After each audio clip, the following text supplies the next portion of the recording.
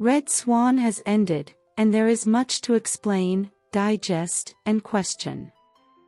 The last episodes were so hurried that my head is still spinning from them.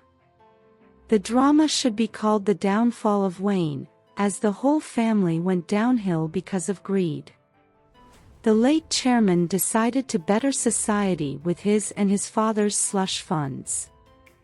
He knew his wife was greedy, so he entrusted it to Won-soo's care. Yong-guk was just like his father, with some good in him. He became more understandable and likable toward the end of the series. The series never explained why the greedy Yong-min killed the chairman. But I guess the chairman told him the truth about his parentage, and might have tried to settle him with the money and gold in his safe, but Yong-min is too greedy to settle for such. Despite knowing that he had no right to claim Hwain, he still aimed for it. Just as greedy as his father, Mr. Han, who planned for years to steal Hwain from Miran, while being her right-hand man and lover, all these are because of Miran's belittlement and disregard. He got her pregnant with Yong-min as a form of revenge, but that wasn't enough. He planned to steal Hwain and will it to Yong-min upon his demise. He had no intention of letting Yong-min have Hwain while he was alive. This was why he kept the murder weapon, as evidence against him in the future. On the other hand, poor Yong-guk started righting his wrongs by paying Tra off, and making peace with his son. He must have decided to do his best to win Won-soo back. Confronting his mother about his childhood trauma must have set him on the path of healing. All he wanted was a drink, only to be killed by his greedy and immature stepbrother. It was an emotional scene watching him confess his dying love to Won-soo. If there was someone who needed redemption in the drama, it was Yong-guk. He deserved a second chance. Sadly, He will never get to see his dad again. Such a brave and smart child. Miran's naivety was appalling, to say the least. She trusted Mr. Han, even when the truth was staring her in the face. She believed that her servant, with whom she had a child, would never betray her.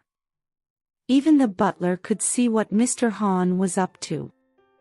Toward the end, it seemed like the writer got tired of the series, and decided to stitch many scenes together. How could Mr. Han get away with trying to frame Won-soo for Yong-guk's murder? The police couldn't do their job without Duyun's help. We didn't see Miran mourn Yong-guk's death as expected, as he was her favorite child. However, she resigned from the company. I guess her pride is greater than getting justice for her late husband, who was murdered by her psycho son. She forgave Yong-min for killing her husband and son. She covered the chairman's murder because she didn't want the world to know that she gave birth to her servant's son.